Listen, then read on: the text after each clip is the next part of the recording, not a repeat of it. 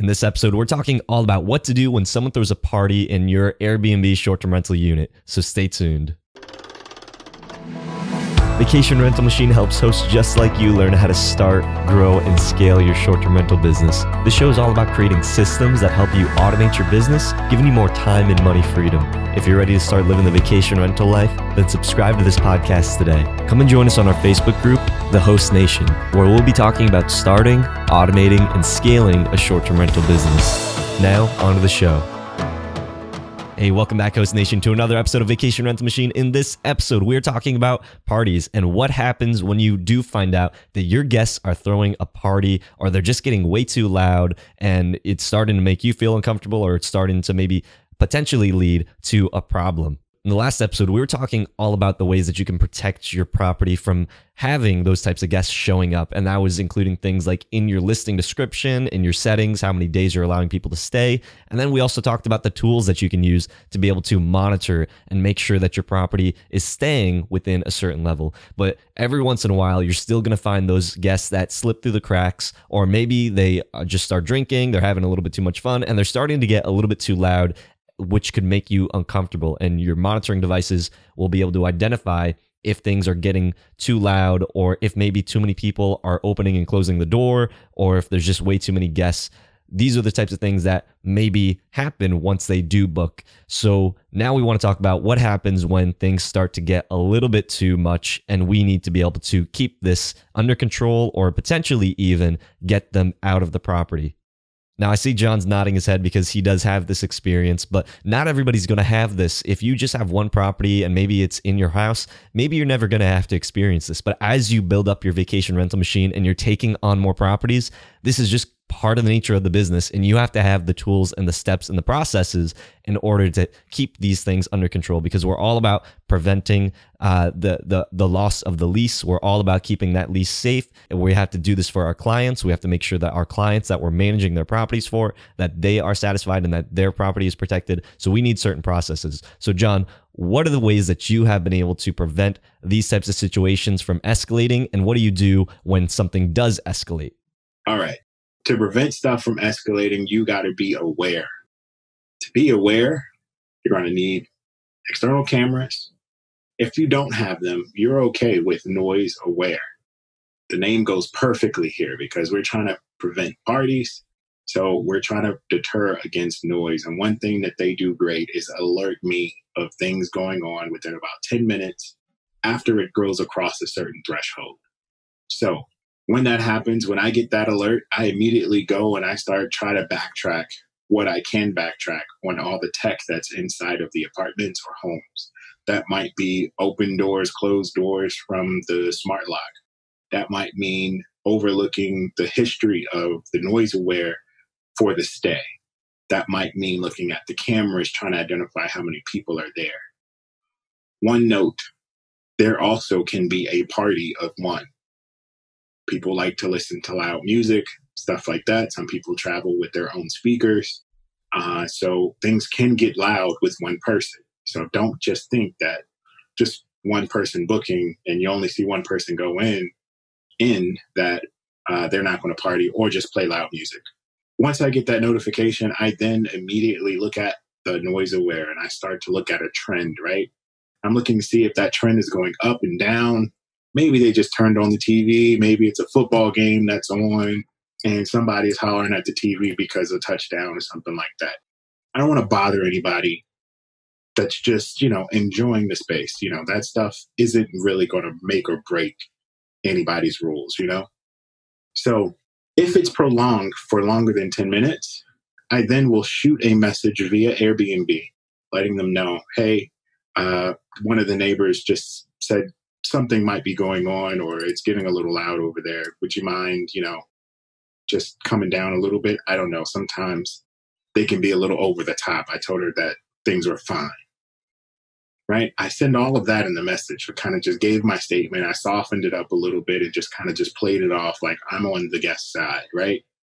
I then immediately go back to the noise aware. I look for the downturn of whatever was going on. 9 times out of 10, it goes down and never comes back.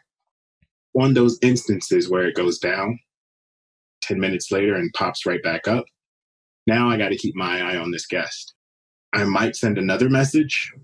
And if I do send another message, maybe if I don't get a response, I'll immediately call Airbnb. I'll let them know. I just want them to be aware that I'm sending messages about somebody breaking rules. What they'll do is start to call or try to reach out to the guest. I let them try to fight whatever for me because they're there, they're our mediator. So it's easier for them to just go in, message or call, talk to the guest. They're going to be softer than I am, just better. They can do a lot of the heavy work right there. If they don't answer, if they don't respond back to Airbnb, that representative will call you back and let you know. No response. Then you ask them your next steps. Basically, they're going to tell you to either continue messaging or you can go knock on the door. If I'm going to knock on the door, at that point, I'm almost ready to kick you out. You've already broken the rules. I have proof of it. I've sent it to who I need to send it to on Airbnb. I might even send it to you, but I don't always disclose again that I have noise monitors in the unit because normally when you do that, they get unplugged or they get found or everything gets unplugged, Wi-Fi, just because people want to stop you from doing whatever. So I don't always say that I got it. When I do, sometimes people quiet down. Again, I don't want to kick anybody out. But once I physically get on the premises or somebody physically gets on the premises, 9 times out of 10, that's what's happened. Moving somebody out, right? I mean, it's just a simple knock on the door. Hey, I'm your host or working on behalf of your host. You guys are clearly breaking the rules. We ask that you vacate the property. Simple as that. Conversation that you're having with the guest could get amplified if you feel at danger at any, or if you feel in danger of anything, call the police. Back off, wait till the police get there. Police will not actually physically go in and throw anybody out, but they will be there just for your safety. And that's key. Sometimes just as a show of force, people come back down. And if they know they broke the rules, it's very easy to get them back in line. So when the police arrive and they are moving people out of the property, I take photos. I want to see or just have further evidence of, hey, maybe they had coolers, maybe they had balloons, maybe they were like dressed like they were going to the club, maybe they pull out a boombox and they're just like walking back out. I just want to have that documented because there is sometimes a fight after they vacate that all of a sudden they weren't doing anything. Maybe they were just watching TV. You want to make sure that you're protected. That's why we got all these devices. That's why we capture all this evidence. That's why we send things through Airbnb to make sure they're documented.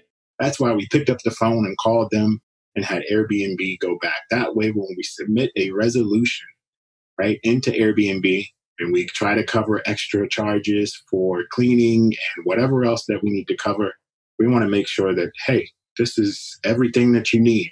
They did this and it's in your hands to make sure that I keep my money. Once you do that, everything should be good.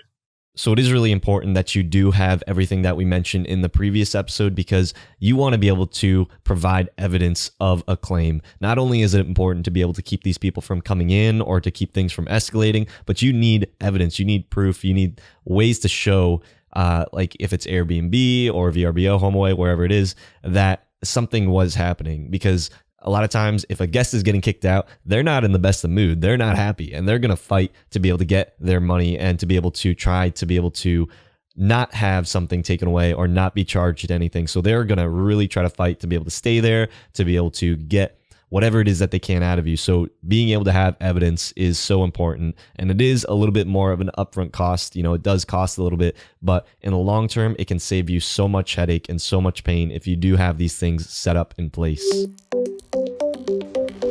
So with all that being said, Host Nation, until next time, keep on hosting. Hope you hosts found value in this episode. If you did, please go on over to iTunes and leave us a review, as that would greatly support the show. If you'd like to connect with John, the community, and I, then go on over to our Facebook group, The Host Nation. Talk to you hosts in the next episode. Keep on hosting.